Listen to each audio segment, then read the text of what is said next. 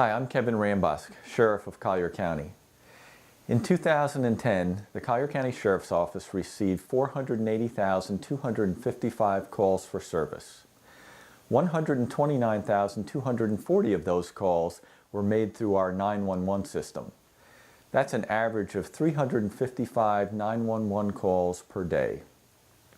I would like to remind everyone the importance of our 911 system and the proper way to use it.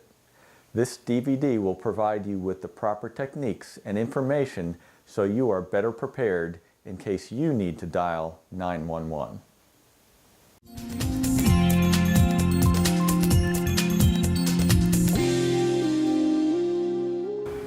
Have you ever wondered when to call 911?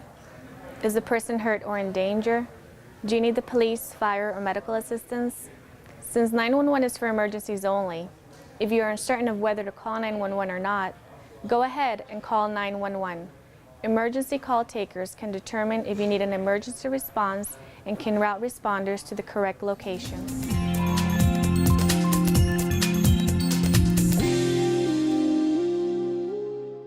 If you call 911, don't hang up until instructed to do so. 911 call takers are trained to ask the correct questions so they can obtain important information quickly and relay to emergency responders for appropriate response. If you call 911 by accident, stay on the line until you can tell the call taker there is no emergency. Otherwise, they'll have to call you back or dispatch responders to your location.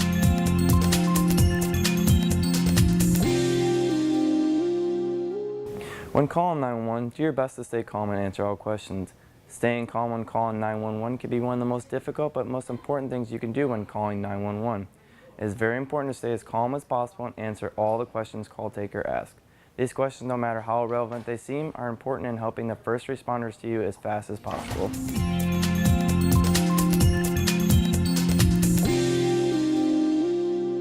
Help call takers help you. Listen and answer questions asked about your situation. By doing this, it helps the call taker understand your situation, and they will be able to assist you with your emergency until the appropriate police, fire, or medical units arrive. Know your address, apartment number, phone number, or the name of the business or apartment that you're in.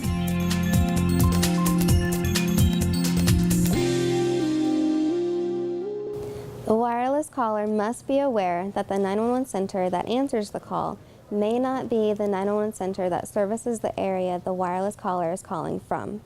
Look for landmarks, cross streets, and additional information that can help responding units determine your exact location. Knowing your location is vital to getting appropriate police, fire, and EMS response.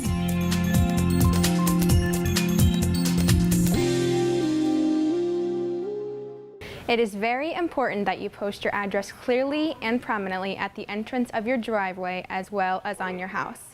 Try using something reflective or illuminated so it can be seen in evening as well as daylight hours. Do not assume, since your mailbox is marked, that you have properly posted your 911 address. Your mailbox is not always marked on both sides and is not always at the entrance of your driveway.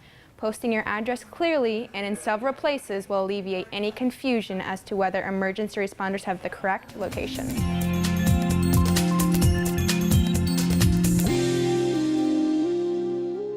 Teach your children how to call 911. Be sure they know what 911 is and how to dial from your home and cell phone. Teach them to trust the call taker to send help. Make sure your child physically can reach at least one phone in your home. When calling 911, make sure they know their name, parent's name, their telephone number, and most importantly, their address.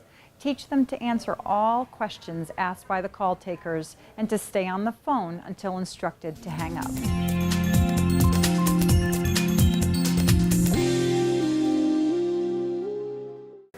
Educate everyone in your home or office on the use of the phone system and cell phone. Some business phones need to have a 9 dialed for an outside line before dialing 911.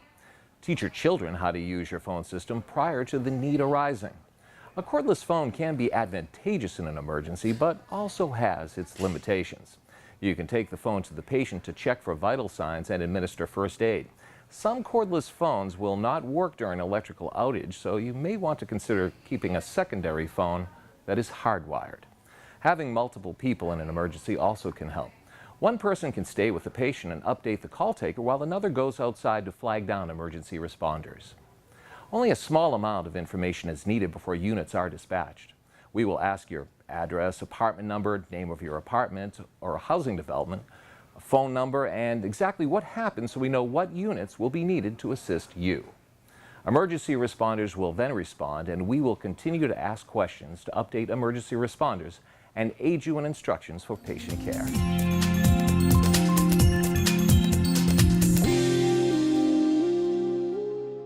There are many 911 emergency calls that are received each and every day. Prank calls to 911 waste time and are considered to be illegal.